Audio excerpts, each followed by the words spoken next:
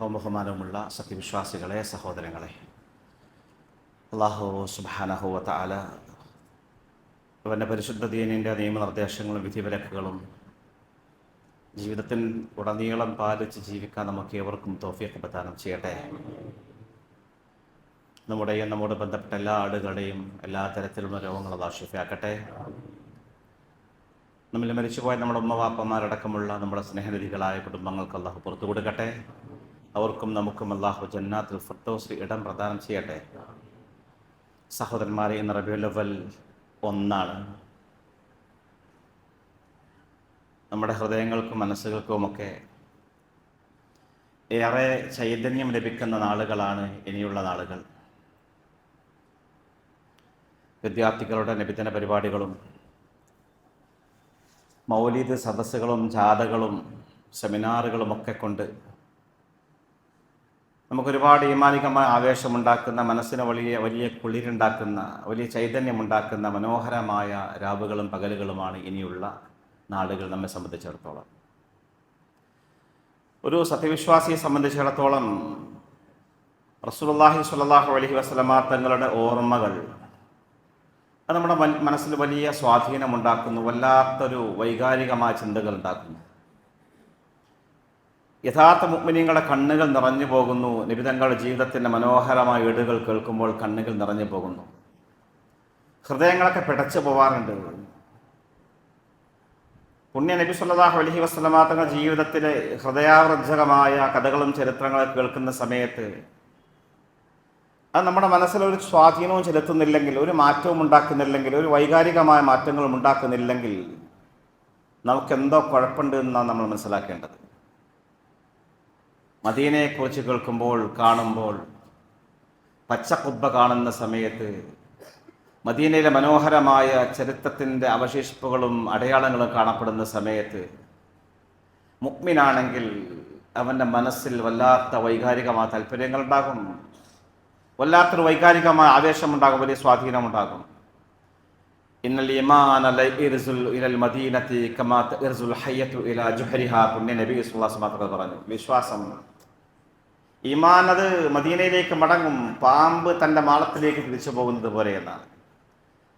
പാമ്പ് അവിടെയൊക്കെ പോയിട്ട് അവസാനം തൻ്റെ മാളത്തിലേക്ക് തിരിച്ചു പോകുന്നത് പോലെ ഓരോ വിശ്വാസിയുടെയും ഹൃദയം മദീനയിലേക്ക് തുടിച്ചുകൊണ്ടിരിക്കും, അങ്ങോട്ട് മടങ്ങിക്കൊണ്ടിരിക്കുമെന്നാണ് പരിശുദ്ധ റസൂൽ സല്ലല്ലാഹു അലൈഹി വസല്ലം പറഞ്ഞത്.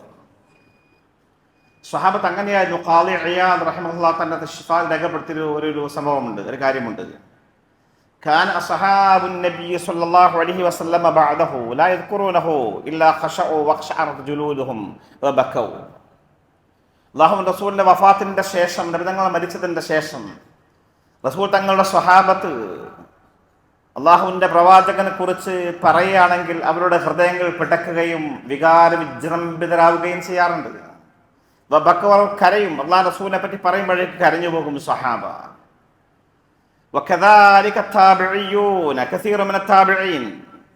അള്ളാഹു റസൂലിന്റെ സ്വഹാബത്തിന്റെ ശേഷം ജീവിച്ച താബിഈകളും അങ്ങനെ തന്നെയായിരുന്നു. ബഹുഭൂരിഭാഗം ആളുകളും റസൂലുള്ളാഹിനെ കണ്ടിട്ടില്ല അവർ.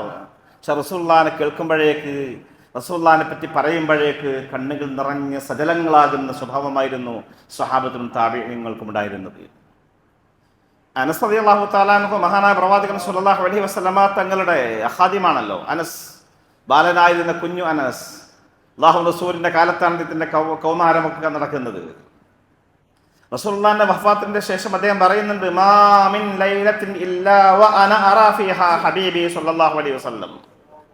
റസൂലുള്ളാഹി മരിച്ചിട്ട് സല്ലല്ലാഹു അലൈഹി വസല്ലമ തങ്ങൾ വഫാത്തായിട്ട് ഒറ്റ രാത്രിയും നബിയെ ഞാൻ സ്വപ്നം കാണാതിരുന്നിട്ടില്ല എന്ന്. എന്താണ് സഹോദരന്മാരെ, അള്ളാഹുവിൻ്റെ റസൂലിൻ്റെ സഹായിയായിരുന്ന ഖാദിമായിരുന്ന അനസ് പറയാണ്, റസൂലുള്ളാഹി വഫാത്തായിട്ട് ഒറ്റ രാത്രി പോലും ഞാൻ റസൂലുള്ളാഹിന്റെ കണ്ണിൽ കാണാതിരുന്നിട്ടില്ല. അത് പറഞ്ഞുകൊണ്ട് അദ്ദേഹം സുമയ്യബക്കി കരയാറായിരുന്നു പതിവ് എന്ന്. ഇങ്ങനെ നബി തങ്ങൾ ഹൃദയത്തിൽ കൊണ്ടു നടന്നവരായിരുന്നു സ്വഹാബത്തും താബിഈങ്ങളുമൊക്കെ. റസൂലുള്ളാഹിന്റെ ഓർമ്മകൾ മരണസമയത്ത് പോലും അവർക്ക് ആനന്ദം പകരുന്നു. മരണസമയത്തുള്ള വേദനക്ക് പകരം മരണസമയത്ത് ആനന്ദമായിരുന്നു റസൂലുള്ളാഹിനെ കുറിച്ചുള്ള ഓർമ്മകൾ എന്നാണ്. ബിലാൽ റളിയല്ലാഹു തആല അൻഹു ദീർഘകാലം അടിമപ്പാളയത്തിലൂടെ, അടിമച്ചന്തകളിലൂടെ മാറി മാറി വന്ന് മദീനയിലെത്തി.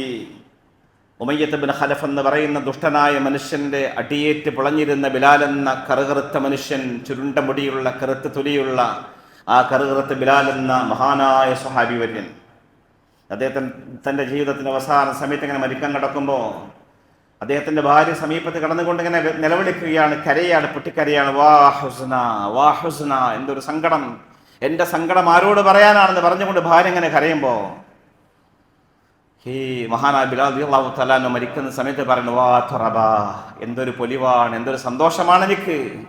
ഗദൻ നൽഖൽ അഹിബ്ബ മുഹമ്മദൻ വസഹബ, നാളെ ഞാൻ എൻ്റെ പ്രിയപ്പെട്ടവരെ കാണാൻ പോവുകയാണ്. എൻ്റെ ഹബീബ് മുഹമ്മദ് നബി സല്ലല്ലാഹു അലൈഹി വസല്ലം തങ്ങളെയും എൻ്റെ കൂട്ടുകാരെയും ഞാൻ നാളെ കാണാൻ പോവുകയാണെന്ന് പറഞ്ഞുകൊണ്ട് കരയുന്ന സ്വഹാബത്ത്. മരണവേദന പോലും അവർക്ക് വലിയ ആവേശമായിരുന്നു, സന്തോഷമായിരുന്നു.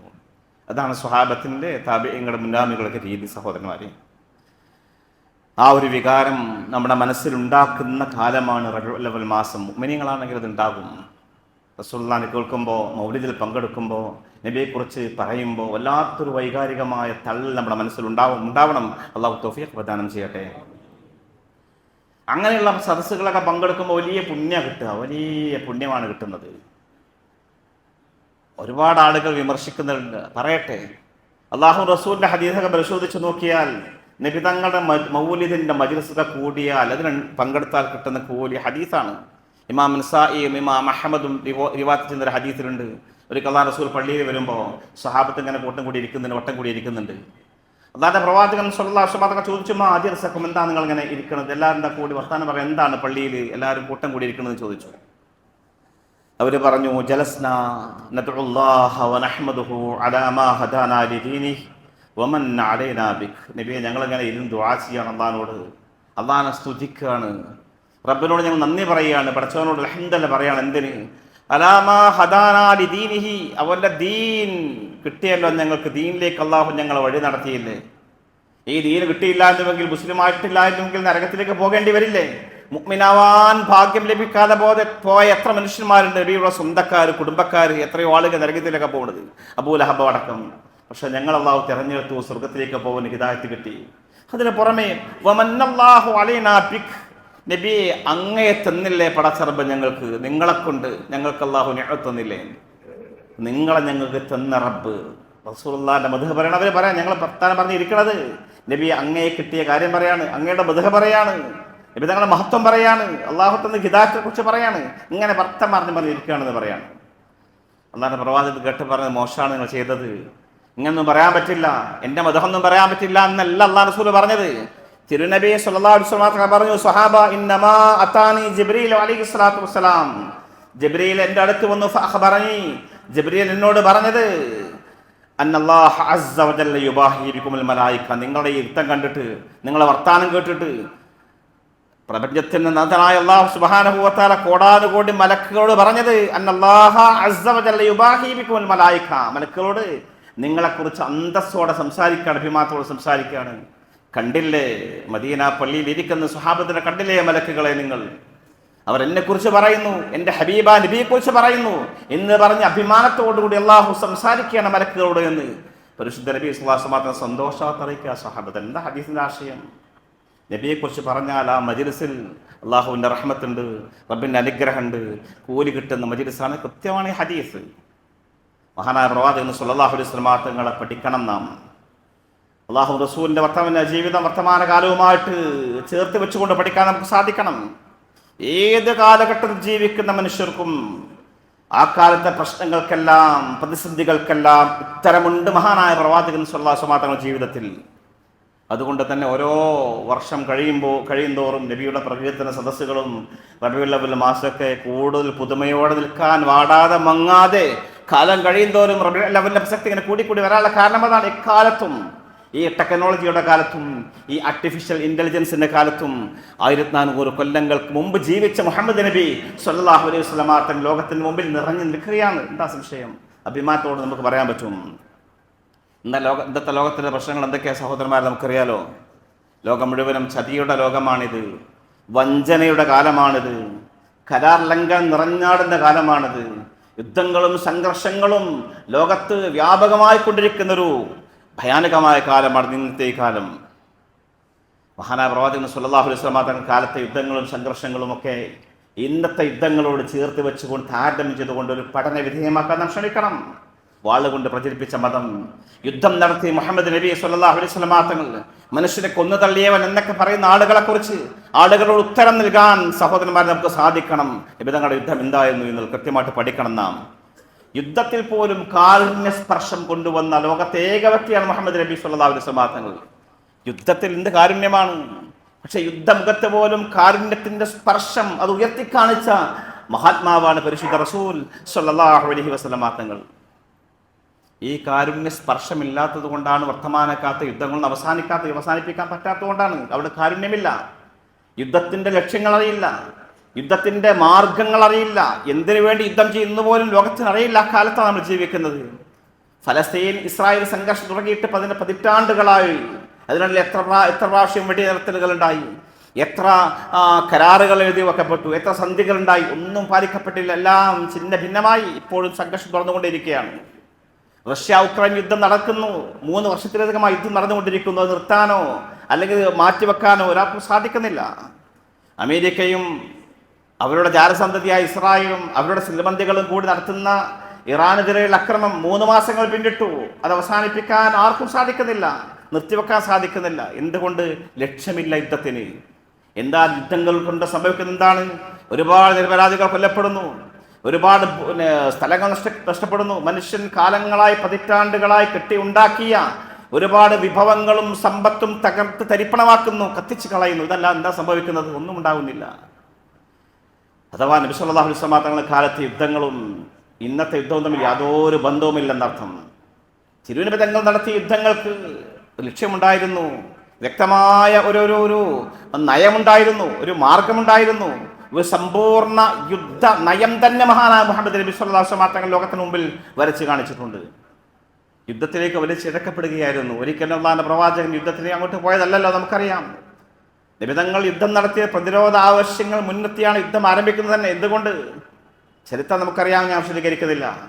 മഹാനായ പ്രവാചകൻ സല്ലല്ലാഹു അലൈഹി വസല്ലം തങ്ങളുടെ ഹിജ്റയുടെ ഹിജ്റ 1-ാം വർഷം അവസാന സമയത്താണ് യുദ്ധത്തിന് പെർമിഷൻ കിട്ടിക്കൊണ്ടുള്ള ഒരു ആയത്തിറങ്ങുന്നത് തന്നെ. എന്താണ് ആയത്ത്? വിശുദ്ധ ഖുർആൻ കൃത്യമായി പറഞ്ഞു, ഉദീന ലില്ലദീന യുഖാതലൂന ബിഅന്നഹും ളലിമൂ. ഉദീന ലില്ലദീന യുഖാതലൂൻ, മർദ്ദിക്കപ്പെടുന്ന പീഡിപ്പിക്കപ്പെടുന്ന പീഡിത ജനതക്ക് തിരിച്ചടിക്കാൻ അള്ളാഹു പെർമിഷൻ കൊടുത്തിരിക്കുന്നു. എന്തുകൊണ്ട്? ബിഅന്നഹും ളലിമൂ, അവർ മർദ്ദിതരാണ്, പീഡിതരാണ്, പീഡിത സമൂഹമേ ഇനി തിരിച്ചടിച്ചോളൂ എന്ന്. വഇന്നല്ലാഹ അലാ നസ്രിഹിം ലഖദീർ, അവരെ സഹായിക്കാൻ പടച്ചറബിന് കഴിവുണ്ട് എന്ന വിശുദ്ധ ഖുർആൻ ഇറങ്ങുന്നത് കാലങ്ങൾക്ക് ശേഷമാണ്. അഥവാ നബി മദീനയിലെത്തി ആ വർഷത്തിന്റെ അവസാന സമയത്താണ്. നമുക്കറിയാം, നീണ്ട 14 വർഷക്കാലം ശാരീരികമായി മാനസികമായി പീഡനങ്ങൾ ഏറ്റുവാങ്ങി. 14 വർഷക്കാലം അല്ലാഹു റസൂൽ സ്വഹാബത്തിനോട് പറഞ്ഞത് ക്ഷമിക്കൂ എന്നാണ്. 14 കൊല്ലം ക്ഷമിക്കാൻ പറഞ്ഞു മുഹമ്മദ് നബി സല്ലല്ലാഹു അലൈഹി വസല്ലം തങ്ങൾ. അവസാനം അനുയായികളോട് ആഫ്രിക്കയിലേക്ക് പോകാൻ പറഞ്ഞു. എന്തിന്? തിരിച്ചടിക്കാനല്ല പറഞ്ഞു, ഇങ്ങനെയൊട്ടെങ്കിലും പോയി ജീവിച്ചോളൂ, ആഫ്രിക്കയിലേക്ക് പോകാൻ പറഞ്ഞു. കടൽ യാത്ര ചെയ്തുകൊണ്ട് മരുഭൂമികൾ താണ്ടി സാധുക്കളായ സ്വഹാബത്ത് ജീവൻ പടയെ വെച്ചുകൊണ്ട് അങ്ങകലെ ആഫ്രിക്കയിലേക്ക്, എത്യോപ്യയിലേക്ക് പോയി. അള്ളാന്റെ പ്രവാചകന്റെ ശിരസിലേക്ക് എന്ന പോലെ രാവിലെ വീട്ടിൽ നിന്ന് പുറത്തിറങ്ങുന്ന സമയത്ത് വാതിൽ തുറന്നു നോക്കുമ്പോൾ ദിവസങ്ങളായിട്ട് പഴക്കമുള്ള അറവ് മാലിന്യങ്ങൾ വീട്ടിൻ്റെ മുമ്പിൽ കൊണ്ട് പൊട്ടിട്ടുണ്ടാകും, ഒരുപാട് മുള്ളുകൾ വാരി വലിച്ചിട്ടുണ്ടാകും. നടന്നു പോകാൻ പോലും ആ മഹാഗുരുവിന് സാധിക്കാൻ പറ്റാത്ത രീതിയിൽ പീഡിപ്പിക്കപ്പെടുകയുണ്ടായി. എല്ലാ നിരക്കും ശാരീരികമായി മാനസികമായി പീഡനം. അള്ളാഹു റസൂലിന്റെ കൂടെ നിന്നു എന്നതിന്റെ പേരിൽ മാത്രം മുസ്ലിം അല്ലാത്ത അബൂ താലിബിനെ പോലും, സാധുവായ എന്നാൽ മക്കയിലെ സമ്പന്നയായ വർത്തക പ്രമാണിനിയായ ഖദീജ ബിവിയെ പോലും 2.5 വർഷക്കാലം ഒരു താഴ്വരയിലേക്ക് മാറ്റി നിർത്തി. അഥവാ മക്കയിൽ നിന്ന് പുറത്തു പോകേണ്ടി വന്നു, പട്ടിണി കടന്ന് ജീവിക്കേണ്ടി വന്നു കാലങ്ങളോളം സ്വഹാബത്തിന്, ഈ പാവപ്പെട്ട ആളുകൾക്ക്. അവസാനം യുദ്ധം ചെയ്യാനുള്ള റസൂൽ അപ്പോഴൊക്കെ സ്വഹാബത്തിന് പറഞ്ഞു ക്ഷമിക്കൂ എന്നാണ്. അവസാനം നാട് ഒഴിവാക്കി കൊടുത്തു, ഞങ്ങൾക്ക് വേണ്ട, മക്ക വേണ്ട, നിങ്ങൾ എടുത്തോളൂ എന്ന് പറഞ്ഞിട്ട് സ്വത്തും സമ്പാദ്യം ഇട്ടിട്ട് പോവാണ്. ആ ഇട്ട് പോകുന്ന അവരുടെ സമ്പത്ത് മുഴുവനും സ്വരുക്കൂട്ടി കച്ചവടം ചെയ്തു, ആയുധങ്ങൾ വാങ്ങി ഈ സമൂഹത്തിനെതിരെ യുദ്ധം ചെയ്യാൻ ഖുറൈശികൾ. അതിനു പുറമെ മദീനയുടെ അതിർത്തികളിലൊക്കെ പോയിട്ട് അവിടെയുള്ള ആട്ടിടയന്മാരെയും അവിടെയുള്ള ആടുകളെയൊക്കെ ആക്രമിക്കാനും ഇങ്ങനെ ശല്യം മാത്രം ചെയ്തൊരു സമൂഹം ഖുറൈശ് സമൂഹം. ഇനി അവരുടെ മുമ്പിലുള്ള വഴി മദീനയും വിട്ടു പോവാൻ, മക്കയിൽ മദീനയിൽ പോയി മദീനയും വിട്ട് ഏതെങ്കിലും നാട്ടിലേക്ക് പോകാൻ ലക്ഷ്യം മാർഗമുള്ളൂ. പക്ഷെ നിന്നില്ല. ആരങ്ങനെ ചെയ്യാം? മക്കത്ത് നിന്ന് ഇട്ടെറിഞ്ഞു പോകുന്ന മദീനയിൽ വന്നു, അവിടുന്ന് പോകാൻ ദ്രോഹിച്ചുകൊണ്ടിരിക്കുകയാണ്. അവസാനം അള്ളാഹുവിൻ്റെ പെർമിഷൻ കിട്ടി, ഇനി തിരിച്ചടിക്കാതെ പറ്റില്ല എന്ന ആ ഒരു സന്നിഗ്ധാവസ്ഥയിൽ ഗതിമുട്ടിയപ്പോൾ, മുൽത്തറായപ്പോൾ, മറ്റു വഴിയുമില്ലാത്ത സമയത്താണ് അള്ളാഹുവിൻ്റെ പ്രവാചകൻ സല്ലല്ലാഹു അലൈഹി വസല്ലം തങ്ങളും സ്വഹാബത്തും യുദ്ധം ആരംഭിക്കുന്നത്, അല്ലെങ്കിൽ ഇതിന് തയ്യാറാകുന്നത്. പക്ഷെ എന്നാൽ പോലും പലപ്പോഴും യുദ്ധമുഖത്തെത്തി അള്ളാഹിൻ്റെ പ്രവാചകൻ എങ്ങനെയെങ്കിലും യുദ്ധം ഒഴിവാക്കാനുള്ള ശ്രമങ്ങൾ നടത്തിയത്. ബദറിലൊക്കെ അങ്ങനെ ഉണ്ടായിട്ടുള്ളത്. ബദറിൽ അപ്പുറത്ത് ഖുറൈശികളുണ്ട്, ഇപ്പുറത്ത് മുസ്ലിമീങ്ങളുണ്ട്. അള്ളാഹിൻ്റെ പ്രവാചകൻ ആളെ വിട്ടു, നമുക്ക് യുദ്ധം ഒഴിവാക്കണം, വേണ്ട, പാവപ്പെട്ട മനുഷ്യർ കൊല്ലപ്പെടുന്ന സാഹചര്യം ഒഴിവാക്കണം, ചർച്ച ചെയ്യാൻ വേണ്ടി ആളെ വിട്ടു. പക്ഷേ വാശിക്കാരായ ഖുറൈശി പ്രമുഖന്മാർ, പ്രമാണിമാർ, ബനൂ ഹാഷിം നബിയുടെ കുടുംബത്തിലുള്ള അസൂയയാണ് അവർക്ക്. അതുകൊണ്ട് മാത്രം യുദ്ധത്തിൽ താല്പര്യം കാണിക്കുകയും യുദ്ധമുണ്ടാവുകയും ചെയ്തു. ഹുദൈബിയയിൽ യുദ്ധം ഉരുണ്ടുകൂടുകയാണ്. ആ സമയത്ത് അല്ലാഹുവിന്റെ പ്രവാചകൻ സല്ലല്ലാഹു അലൈഹി വസല്ലം കരാർ വ്യവസ്ഥ എഴുതിക്കൊണ്ട് തിരിച്ചു പോരാ, മദീനയിലേക്ക് തിരിച്ചു പോരാ ചെയ്തത്. യുദ്ധം ചെയ്തില്ല. സ്വഹാബത്ത് മുഴുവനും നബിയെ, ഞങ്ങൾ മരിക്കാൻ തയ്യാറാണ്, യുദ്ധം ചെയ്യാം. അല്ലാഹുവിന്റെ പ്രവാചകൻ കരാർ വ്യവസ്ഥകൾ പാലിച്ചു. സ്വഹാബത്തിന്റെ സമ്മതം പോലും കിട്ടാതെ, അവർക്ക് ഇഷ്ടമില്ലാതെ കരാർ എഴുതി. എല്ലാ കരാർ വ്യവസ്ഥകളും നബിതങ്ങൾക്കും സ്വഹാബത്തിനും എതിരായിരുന്നു. പക്ഷെ റസൂലുള്ളാഹിന്റെ കണ്ണ് ആ കരാർ വ്യവസ്ഥകളിലെ വകുപ്പുകളിലെ ഒന്നാമത്തേതായിരുന്നു. ഒന്നാമത്തെ വകുപ്പ് എന്തായിരുന്നു? 10 വർഷം ഇനി യുദ്ധം വേണ്ട എന്നായിരുന്നു. 10 വർഷം യുദ്ധം വേണ്ട, അങ്ങോട്ടും ഇങ്ങോട്ടും യുദ്ധം വേണ്ട. യുദ്ധം വേണ്ട എന്ന് ആഗ്രഹിച്ച പ്രവാചകൻ മുഹമ്മദ് നബി സ്വല്ലല്ലാഹു അലൈഹി വസല്ലം ഒപ്പിട്ടു എന്നാണ് പ്രവാചകൻ. പക്ഷെ ആ ഒരു 10 വർഷക്കാലം യുദ്ധം വേണ്ട എന്ന് തീരുമാനിച്ചത് കൊണ്ട് തന്നെ സ്വതന്ത്രരായി മുസ്ലിമീങ്ങൾക്ക് മക്കയിൽ പോവാനും മക്കയിലുള്ള അമുസ്ലിമീങ്ങൾക്ക് മദീനയിൽ വരാനും അങ്ങനെ പരസ്പരം ബന്ധപ്പെടാനും മുസ്ലിമീങ്ങളുടെ ഏറ്റവും മനോഹരമായ ജീവിതം കണ്ടുപിടിക്കാനും അവർക്ക് നിമിത്തമായി. അതുകൊണ്ട് ഇസ്ലാമിൽ ഒരുപാട് നേട്ടങ്ങളുണ്ടായി. ഇങ്ങനെ എല്ലാ സമയം യുദ്ധം ഒഴിവാക്കാനാണ് പരിശുദ്ധ നബി സല്ലല്ലാഹു അലൈഹി വസല്ലം തങ്ങൾ ശ്രമിച്ചിട്ടുള്ളത്. യുദ്ധങ്ങൾ ഉണ്ടാകാതെ ശത്രുക്കളുടെ അഹന്ത കാരണം. എന്നാൽ പോലും മഹാനായ പ്രവാചകൻ സല്ലല്ലാഹു അലൈഹി വസല്ലം തങ്ങൾ യുദ്ധമുഖത്തും അള്ളാഹിന്റെ പ്രവാചകന്റെ കാരുണ്യ സ്പർശമുണ്ടായി. യുദ്ധം നടക്കുന്ന സമയത്തും അള്ളാഹിന്റെ പ്രവാചകൻ കാരുണ്യത്തിന്റെ മുഖമുദ്രയോടെ കാണാൻ പറ്റുക. ബിദങ്ങൾ യുദ്ധത്തിന് പോകുന്ന സ്വഹാബത്തിനോട് പറഞ്ഞു, നിങ്ങൾ ഒരിക്കലും കുട്ടികളെ കൊന്നുകളയരുത്, സ്ത്രീകളെ വധിക്കരുത്, വൃദ്ധജനങ്ങളെ കൊലപ്പെടുത്തരുത്, ജലാശയങ്ങൾ നശിപ്പിക്കരുത്, ഫലവൃക്ഷങ്ങൾ നശിപ്പിക്കരുത്. അങ്ങനെ മഠങ്ങൾ, സന്യാസികളെ, അവിടെ മഠങ്ങളിൽ ഇരിക്കുന്ന സന്യാസിമാരെ മഠങ്ങളെയും ആക്രമിക്കരുത്. ഇങ്ങനെ യുദ്ധമുഖത്ത് മനോഹരമായ ആശയങ്ങളും കാരുണ്യവും കൊണ്ടുവന്ന പരിശുദ്ധ നബി സല്ലല്ലാഹു അലൈഹി വസല്ലം തങ്ങൾ. അല്ലാഹുവിന്റെ പ്രവാചകന്റെ യുദ്ധങ്ങൾ. എന്നാൽ ആരാ നബിയെ കുറ്റം പറയുന്ന ആളുകൾ? റസൂലുള്ളാഹിന്റെ യുദ്ധക്കുതിനടുത്ത് തിരികെയിരിക്കുന്ന ആളുകളാണ്. ആരാണ്? വർത്തമാനകാല സമൂഹത്തിന്റെ ചരിത്രം എന്താണ് സഹോദരന്മാർ നമുക്കറിയാമല്ലോ. ഫ്രഞ്ച് വിപ്ലവത്തിൽ കൊല്ലപ്പെട്ടത് 66 ലക്ഷം മനുഷ്യരാണ്. ഫ്രഞ്ച് വിപ്ലവം നടക്കുമ്പോൾ 66 ലക്ഷം മനുഷ്യരാണ് മരിച്ചത്. റഷ്യൻ വിപ്ലവത്തിൽ 1 കോടി മനുഷ്യരാണ് കൊല്ലപ്പെട്ടത്. 1-ാം ലോക മഹായുദ്ധത്തിൽ 1,06 ലക്ഷം മനുഷ്യരാണ് കൊല്ലപ്പെട്ടതെന്നാണ് കണക്കുകൾ പറയുന്നത്. 2-ാം ലോക മഹായുദ്ധത്തിലോ 7 മുതൽ 8.5 കോടിയോളം മക്കളാണ് ഈ ഭൂമുഖത്ത് കൊല്ലപ്പെട്ടത്. 1ഉം 2ഉം 3ഉം 1 കോടി 2 കോടി എന്നല്ല, 7 കോടിയിലധികം എന്ന് പറഞ്ഞാൽ 8.5 കോടിയോളം മനുഷ്യർ ഈ ലോകത്താകമാനം പല കാരണത്താൽ യുദ്ധത്തിന്റെ കെടുതികൾ മുഖേനയും അല്ലാതെയും കൊല്ലപ്പെട്ടു എന്നാണ്. ഇവരാണ് മഹാനായ പ്രവാചകൻ സല്ലല്ലാഹു അലൈഹി വസല്ലം തങ്ങളെ വിമർശിക്കുന്നത്, കുറ്റം പറയുന്നത്. റസൂലുള്ളാഹിന്റെ ജീവിതം പഠിക്കണം, വർത്തമാനകാലവുമായി സംവദിക്കാനും പരിചയപ്പെടുത്താൻ നമുക്ക് സാധിക്കണം. അതുകൊണ്ടാണ് ലോകം മുഴുവൻ നിഷ്പക്ഷമായ നബിയെ പഠിച്ച ആളുകളൊക്കെ നബിയുടെ ഈ കാരുണ്യത്തിന്റെ മഹാസന്ദേശം ഉയർത്തി കാണിച്ചത്. യങ് ഇന്ത്യ എന്ന് പറയുന്ന ലോകത്തെ ഇന്ത്യയിലെ പ്രസിദ്ധമായിരുന്ന വാരികയിൽ മഹാത്മാഗാന്ധി കൃത്യമായിട്ട് എഴുതി വെച്ചിരുന്നു മഹാനായ മുഹമ്മദ് നബി സല്ലല്ലാഹു അലൈഹി വസല്ലം തങ്ങൾ ഇസ്ലാമിനെ കുറിച്ച്. ഇസ്ലാം വാളുകൊണ്ടുണ്ടായ മതമല്ല, അള്ളാഹുവിൻ്റെ പ്രവാചകന്റെ മഹിതമായ സ്വഭാവ വൈശിഷ്ട്യം കൊണ്ടും അദ്ദേഹത്തിൻ്റെ കാരുണ്യത്തിൻ്റെ ആ സ്നേഹസ്പർശം കൊണ്ടുമാണ് ഇസ്ലാം ലോകത്താകമാനം പടർന്ന് പന്തലിച്ചത് എന്ന് യങ് ഇന്ത്യയിൽ മഹാത്മാഗാന്ധി പോലും എഴുതി വെക്കുകയുണ്ടായി. ആ തിരുനബി സല്ലല്ലാഹു അലൈഹി വസല്ലം തങ്ങളുടെ ജന്മം കൊണ്ട് അനുഗ്രഹീതമായ പുണ്യമായ റബീഇന്റെ മനോഹരമായ നാടുകൾ ആ സഹോദരന്മാരുള്ളത്. എപ്പോഴെങ്കിലും അല്പസമയം ഏതെങ്കിലും ഒരു പള്ളിയിൽ, എല്ലാ പള്ളിയിലും മൗലിദുണ്ട്, അവിടെ പോയിട്ടിരുന്ന് വെറുതെ ഇരുന്ന് കൊടുത്താൽ മതി. എത്ര സ്വലാത്ത കിട്ടുന്നത്, എത്ര വലിയ അനുഗ്രഹങ്ങളത്തെ പ്രാർത്ഥനയാണ്. നമുക്ക് എന്തെല്ലാം പ്രശ്നങ്ങളുണ്ട്, ഇജാബത്തിന് സാധ്യതയുള്ള മജ്‌ലിസുകളാണ്. എങ്ങനെയെങ്കിലും ചെറിയ സമയം, ഒരു 15-20 മിനിറ്റ് സമയം ഉണ്ടാവുക, ഏതെങ്കിലും പള്ളിയിൽ പങ്കെടുക്കണമെന്ന് സ്നേഹബുദ്ധിയ ഉണർത്തി ഞാൻ വാക്കൾക്ക് വിരാമം കുറിക്കുന്നു. വാഹു ദഅ്വാനാ അൽഹംദുലില്ലാഹി റബ്ബിൽ ആലമീൻ.